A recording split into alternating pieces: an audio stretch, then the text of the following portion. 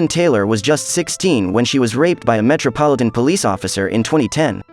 Adam Provon was almost twice her age, but he lied to her, telling her he was 22 and promising a date at the cinema. But first, he explained, he wanted to go for a walk in a park in Romford, East London. Instead, he took her to a woodland and raped her. More than a decade later, Provon has been sentenced at Wood Green Crown Court for the crime.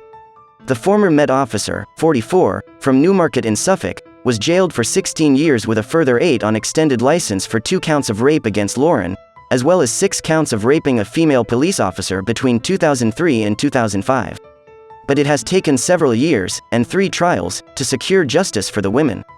I was just frozen with fear, I think, Lauren said. That's how I managed to get through the whole trauma and get home safely, was just to pretend I wasn't there, pretend it wasn't me. It wasn't happening to me.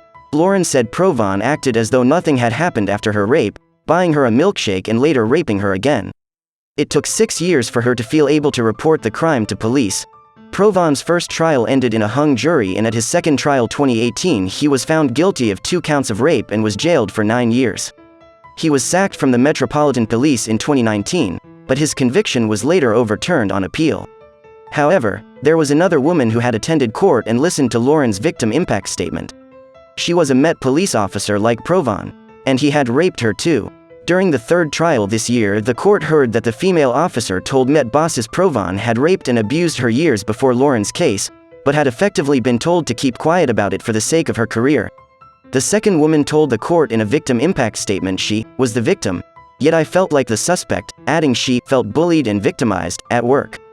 Judge Lucas said her treatment by the Met was both abysmal and shocking. The truth kept me going. Despite the other woman's experience, Lauren said her own treatment by officers has been very different and she is grateful for their support.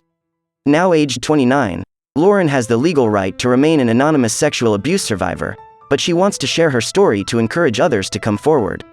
Finding out he was a police officer was sickening, she said. It took me a lot of courage and strength to go to police. But I think, over time, they have been more to me than some family have. In her victim impact statement read to the court, she explained her relationships have broken down due to the rape and the impact of giving evidence, and she still experiences flashbacks and panic attacks. Although she is thankful Provon is back in jail, she is angry she had to go through another trial. To be honest, I don't feel like I've been very strong. But I feel like the only one who can do anything about it is me, she said.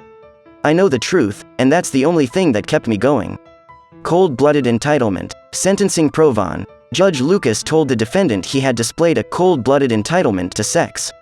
The judge said he was troubled by the way the Met handled the female officer's initial complaints against Provon's behavior in 2005, saying those at the force were more concerned with looking after one of their own than taking her seriously. He went on to say that if an investigation been taken forward, Lauren may not have been raped. During the trial, jurors heard that Provon's predatory behavior dated back to the 1990s, and he was alleged to have contacted a 16-year-old girl after she gave her details as a witness in 2003. Another female officer complained in 2005 that Provon sent her nuisance messages, but the issue was dealt with informally, the court was told. Judge Lucas told the defendant, "The persistence and seriousness of your offending is clear when set out in these stark terms. By your actions you have brought disgrace on the police force."